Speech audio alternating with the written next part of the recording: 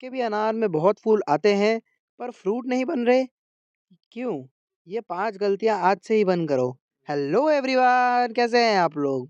दोस्तों, अगर आपके अनार प्लांट में बहुत सारे फ्लावर्स आ रहे हैं, तो पहले तो कांग्रेचुलेशंस, क्योंकि फ्लावरिंग होना एक अच्छा साइन है कि आप अच्छी केयर कर रहे हैं प्लांट की।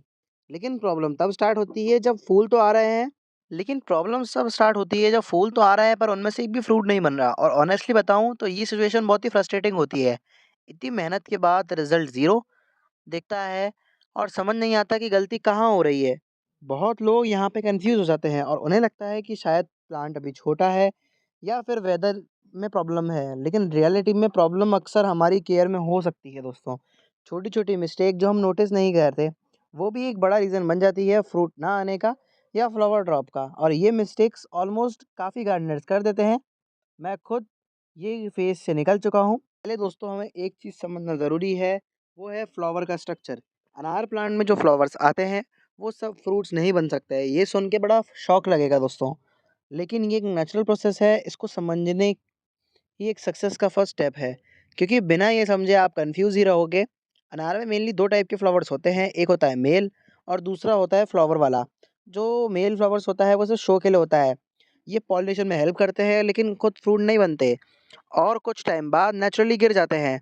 दूसरी साइड पे होते हैं दूसरे वो वाले फ्लावर, ये एक्चुअल हीरो होते हैं, जो फ्रूट में कन्वर्ट होते हैं। इनका बेस थोड़ा मोटा होता है और शेप भी डिफरेंट होती है। अगर आप ऑब्जर्व करोगे तो ईज़िली डिफरेंस समझ में आ जाएगा। ये स्किल डेवलप करना दोस्तों बहुत ज़रूरी है। अब प्रॉब्लम तब होती है जब आपके प्लांट में मोस्टली मेल फ्लावर्स ही आ रहे हों। आपको लगता है बहुत फ्लावरिंग हो रही है, लेकिन रियलिटी में फ्रूट बनने के चांसेस कम होते हैं।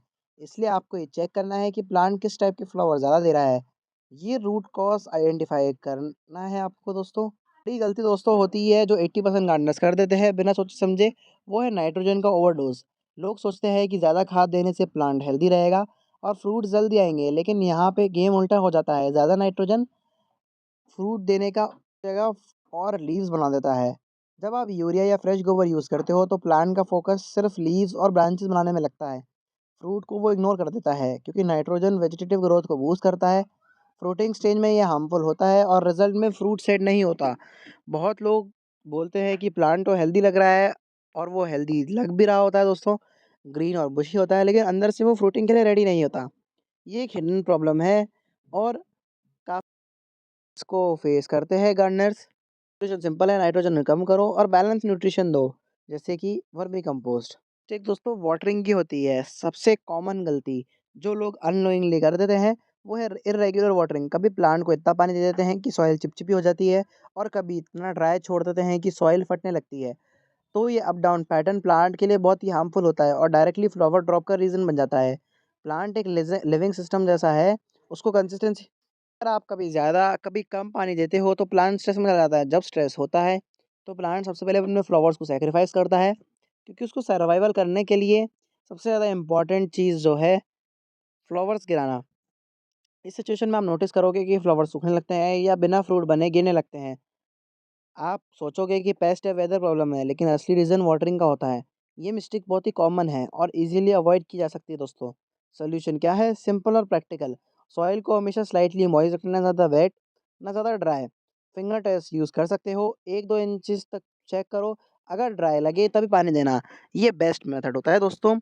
वाटरिंग का रूटीन बनाना है हमें।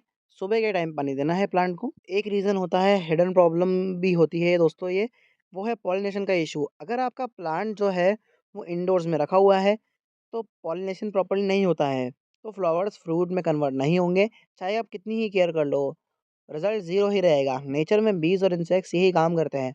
वो एक फ्लावर से दूसरे फ्लावर तक पॉलन ट्रांसफ़र करते हैं और इसी प्रोसेस में फ्रूट सेट होता है। लेकिन टेरेस गार्डनिंग या अर्बन एरियाज़ में कभी-कभी इंसेक्ट्स कम होते हैं और पॉलिनेशन प्रॉपर नहीं हो पाता। ये एक रियल प्रॉब्लम है।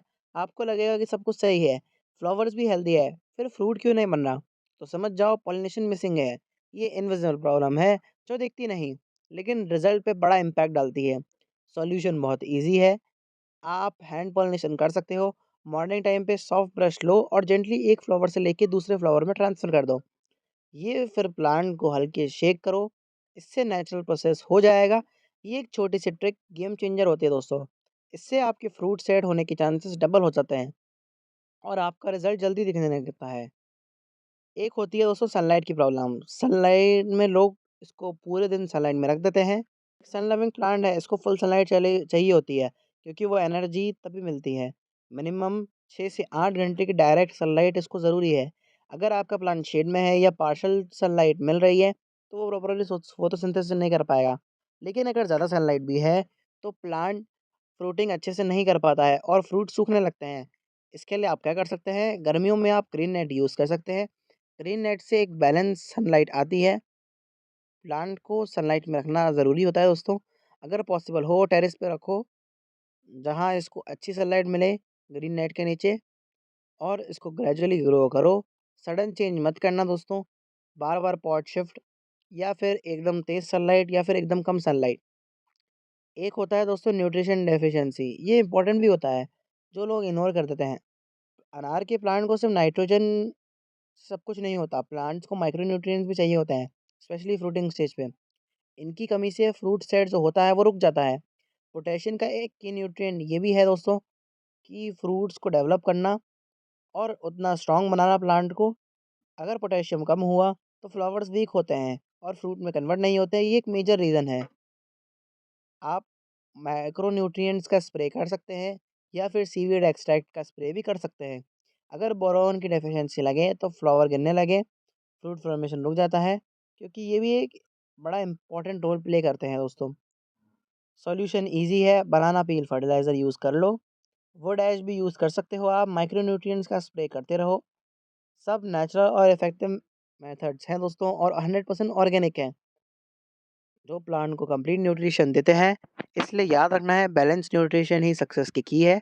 सिर्फ एक न्यूट्रिशन पे फोकस नहीं रखना है दोस्तों।